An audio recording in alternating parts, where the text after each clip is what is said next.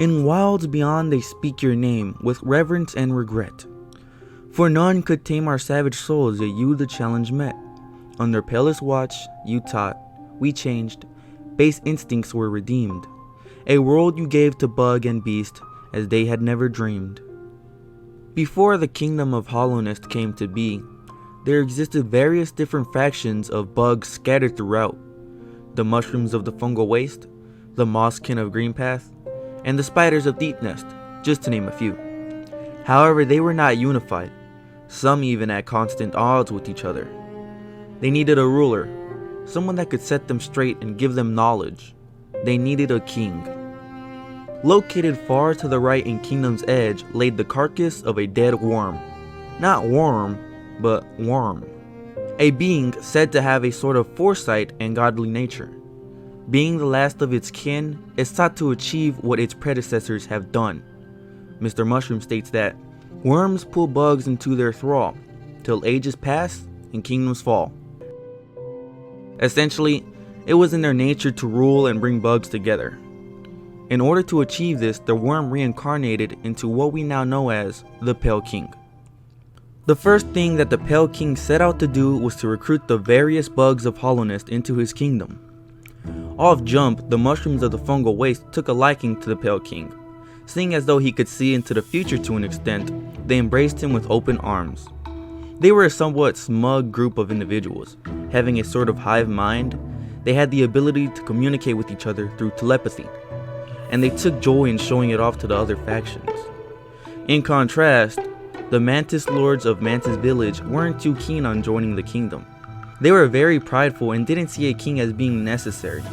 In order to maintain their independence, they came to an agreement with the Pale King.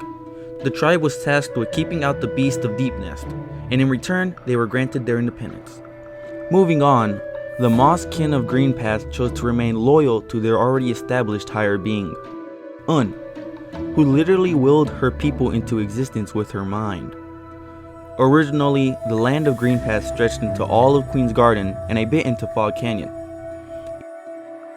Even though they still worshipped Un, they had no quarrels with the Pale King and accepted him nonetheless, even allowing him to establish a path through their sanctuary. The last bugs that willingly accepted the king's rule was that of the moth people. Found in what is modern day resting grounds, unlike the mushroom people, the moths absolutely loved the Pale King's existence and welcomed his rule over them. But they also had a higher being that was already established, that being the Radiance. The moth's betrayal of the Radiance essentially silenced her power and made her obsolete, which would eventually lead to her resentment over Hallownest.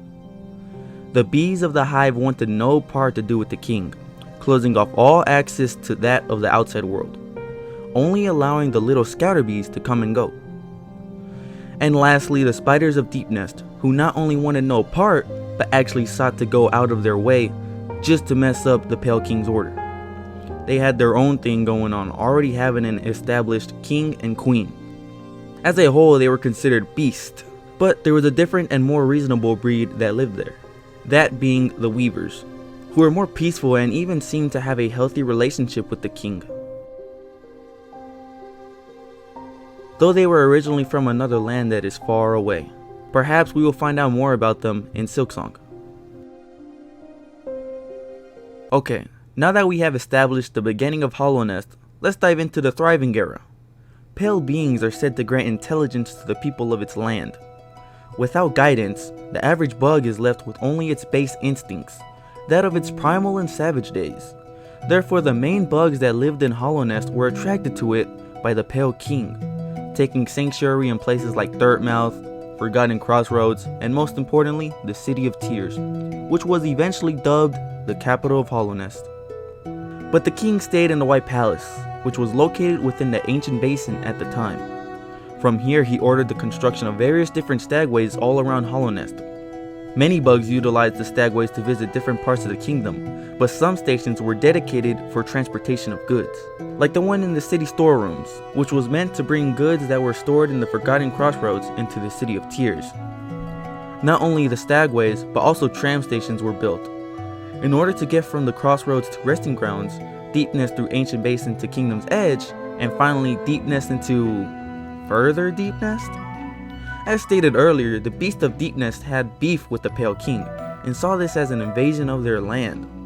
So they took the opportunity to disrupt the construction of that particular tramway, even killing many of the bugs there working on it. One of the first indicators of what trying to expand too far can result in. Another important operation was the mining that was being done at the Crystal Peak. The pink crystals there didn't have very much monetary value, seeing as that it was so abundant, but it apparently did have a power within. We see that they were probably the energy sources to different machines, and even the power behind the Crystal Heart ability. There were 5 main knights tasked with protecting the palace and all of Hallownest: Zamir, Drya, Isma, Hegemol, and Ogrim. We aren't given much information about Drya or Isma, and the only thing we get about Hegemol is that he was a big, towering bug, but was also very soft-spoken. They aren't alive during the time the game takes place. Zamir was considered a mystery by the bugs of Hallownest. She was from another land and kept more to herself. She also partook in a forbidden love with the daughter of one of the Mantis Lords, and for reasons unknown, she brought an infinite supply of flowers from her homeland. We have the most knowledge on Ogrim because at the time he's also still alive, and he has changed his name to the Dung Defender. It's implied that Ogrim had a thing with Isma, seeing as that he guards the path to her resting ground, and also because he literally says her name while he is sleeping. Isma.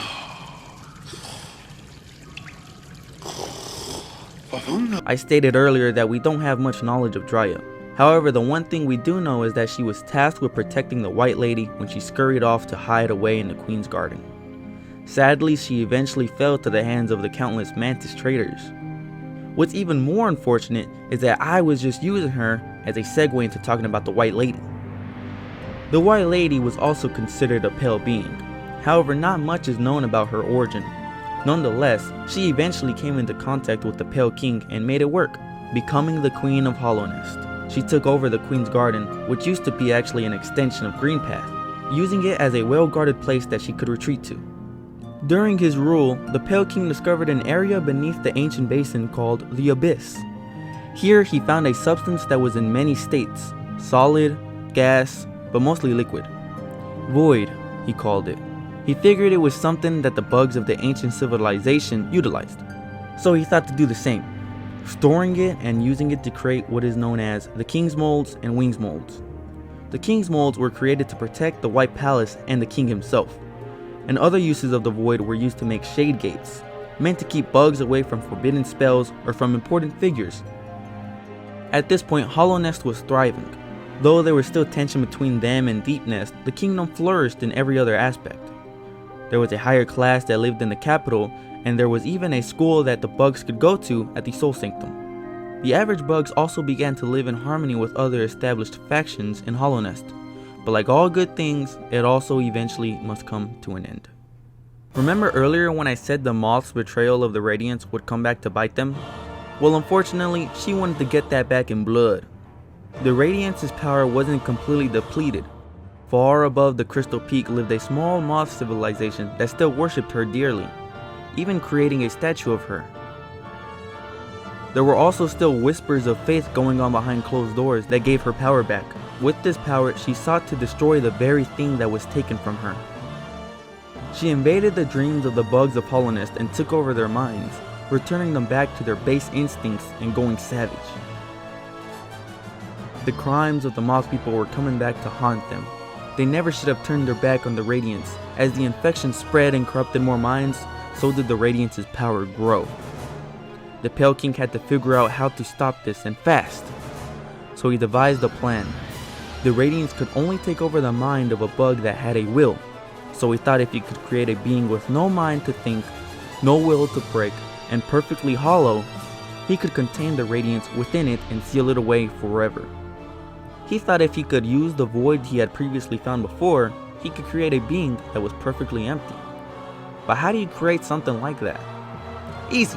You drop a crap ton of your spawn straight into the depths and watch them mix. In all seriousness, the White Lady already had the desire and capability to mass reproduce. Her and the Pale King got together and made it happen, but on the thousands and millions kind of level. They then took the eggs and dumped them at the bottom of the abyss. When combined, the void takes over the egg and kills the hatchling. However, almost all of them were not hollow. As soon as one had a hope or desire to be something, they were yeeted back down, as they were not useful for the cause. Mister, I want to be a doctor when I grow up. Did I just catch you wanting to be shit? Eventually we know that the Hollow Knight was chosen, and the Abyss was sealed off never to be entered again. The plan was set. Get the Hollow Knight to hold the radiance in its empty mind and end its infection. But for extra precaution, the Pale King thought it would be a good idea to put extra seals over the Hollow Knight, so that nobody would tamper with him. 3 dreamers were chosen to seal the Hollow Knight. The first was Lurian the Watcher. Being a devout follower of the Pale King, it didn't take much convincing. Second was Monomon the Teacher, who understood that she would be sacrificing herself for the greater good. Lastly was Hera the Beast, but she wanted something in return.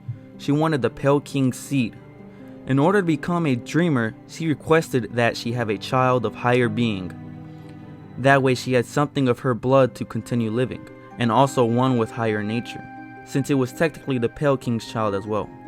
Once the agreement was completed, the Hollow Knight absorbed the Radiance's power, and the dreamers went to sleep for eternity, in order to seal up the Hollow Knight in the Chamber of the Black Egg. It was a major success, for about like a month and some change. Unfortunately, the Hollow Knight wasn't actually all pure and hollow. During his stay with the Pale King, he bonded with his father and began to show affection towards him. Sadly, that was all that was needed for the Radiance to get back out. Seeing as that there was no other thing he could do, the Pale King hid within the White Palace, and placed it in the mind of one of his king's molds. The rest of Hallownest was left to fend for themselves.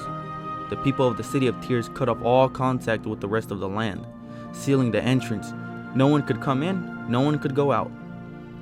They thought they could avoid the spread of the infection by doing this. Since there was no food supply coming into the capital, many of the bugs resorted to cannibalism. The bigger and juicier you were, the more likely you were to be eaten. Not only that, but the scholars of the Soul Sanctum thought that if they could master enough soul, they could avoid the infection altogether.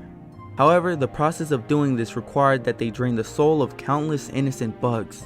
The Soul Master eventually went mad after gaining so much soul, and on top of that, him and the other scholars got infected anyway. So all those innocent bugs that were killed in order to ward off the infection were in vain. The mushrooms of the fungal waste had the smugness wiped clean. Realizing there was no possible way to stop the infection, they eventually just took the L.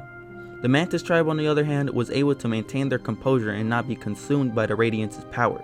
Their minds were much more resilient than that of the average bug. However, the 4th Mantis Lord saw power in the infection, so he and his followers willingly accepted it into their minds and set up their base camp at the Queen's Garden.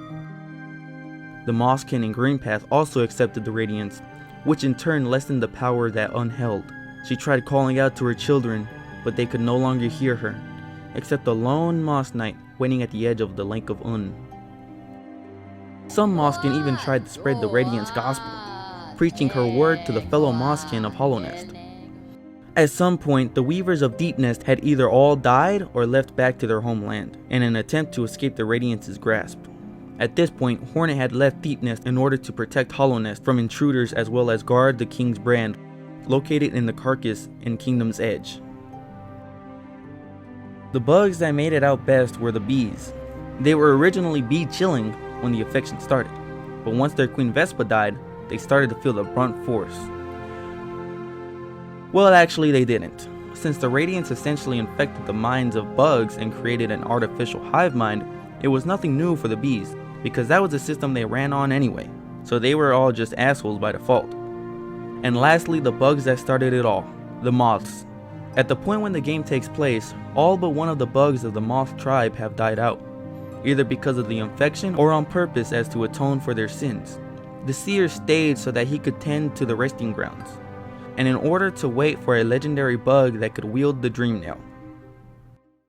There were many bugs that resisted the Radiance's grasp, either because they stayed far away from the infected bugs, or because their mind was also resilient, similar to that of the Mantis tribe. Still, the Pale King died, assuming all of Hallownest was doomed to this fate. Little did he know that another of his spawn would eventually come and make amends for everything he had done.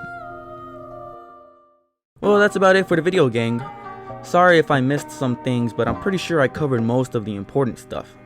I'm still new to this lore breakdown stuff, but I hope to get better at it. That being said, I was quite surprised at seeing how successful my previous 2 videos were. I know in the grand scheme of YouTube, 3,000 views is nothing, but to me it's foreign territory and I welcome it. I originally started this channel so that I could do self-projects over games I enjoyed and make videos for my friends to watch. Not only that, but I am sure some of you have noticed I make AMVs. Though I am still not good at it, I like to practice and show off my creativity, and I plan to expand my content to other media that I like. I plan on making lore videos on my favorite childhood game, Gears of War, and discussion videos on games like Omori. I understand that maybe they might not have too much traction in the algorithm, at least not like Hollow Knight, but like I said, I made this channel so that I can talk about things I enjoy. So stay tuned for more videos diving into Hollow Knight's lore and the lore of other games. And one last thing, is Hollow Knight considered Souls-like? Apparently it is a controversial topic, but I would like to hear your guys' opinion on the matter. But that's about all, gang. If you all enjoyed, be sure to leave a like and comment what you liked or disliked. Maybe there's something I could work on. If you are new to the channel, subscribe if you would like. If not, then a simple like would be enough. I'll see you all in the next video, gang. Babbage out.